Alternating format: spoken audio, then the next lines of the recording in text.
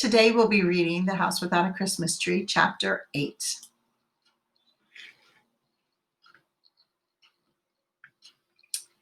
The next morning, when I heard Grandma and Dad in the kitchen, I stayed in bed, afraid of another explosion when they found the tree gone. Grandma was so preoccupied with fixing breakfast that she hadn't gone into the living room yet and hadn't noticed the tree was missing. Finally, I heard Dad go into the living room. For a moment, there was silence, and then he went back into the kitchen.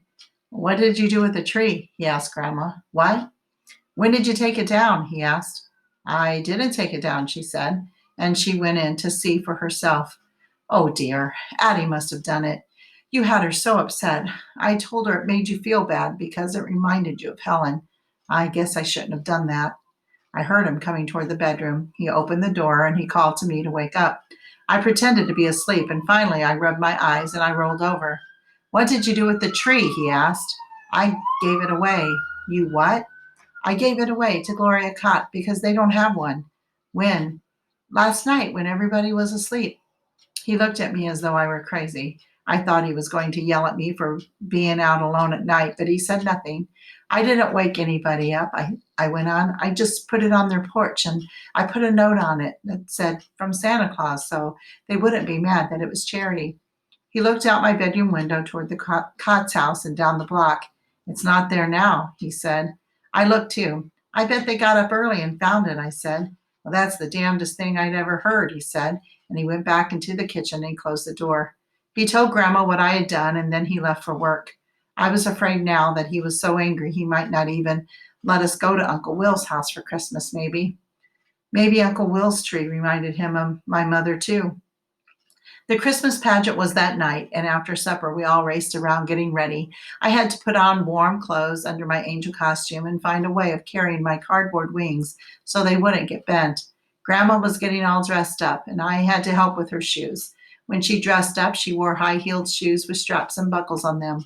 She could never see the tiny holes to buckle them, and it was always my job to get down on the floor on my knees and fasten them for her. I could try one hole, and then she would throw her leg up in the air and wiggle her ankle around to determine if that was too tight or too loose, and then put it down for further adjustments if necessary.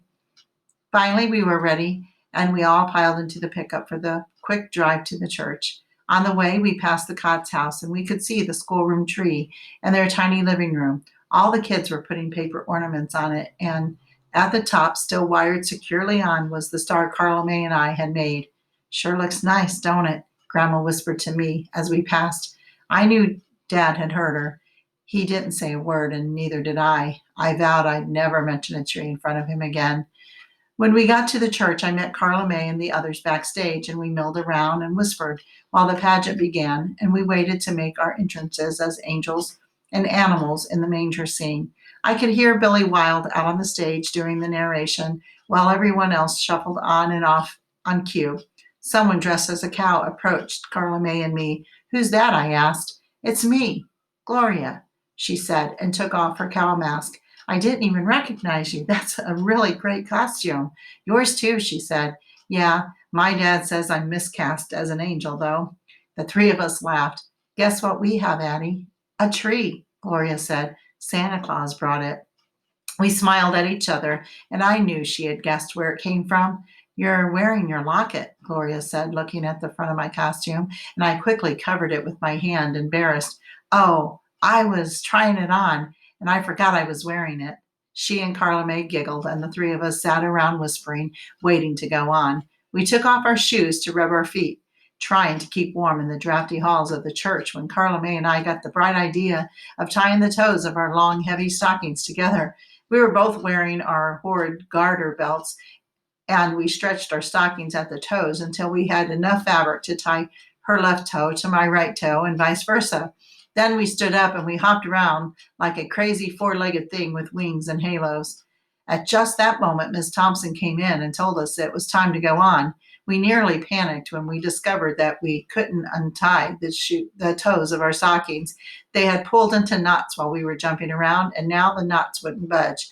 "Well, let the cow through," Miss Thompson said, and she motioned us to sit down on the floor. Then Carla May and I stuck our feet up in the air. Miss Thompson worked frantically on the knots. She finally untied us. Only then did we did it occur to all of us that we simply could have unhooked our garters and removed our stockings. We quickly ran on stage. As the stage manager let the big Star of Bethlehem plunge into the scene, and we waved our cardboard wings, and I made the "Fear not, for behold, I bring you good tidings" speech. As I moved toward Billy Wilde at the side of the stage, I suddenly realized that he was staring at the locket, and I slapped my hand over it. I managed to keep one wing waving as I finished my speech. I could see Grandma and Dad in the audience. I gave them a little wave. Grandma waved back, and in the half darkness, I thought I saw Dad smile.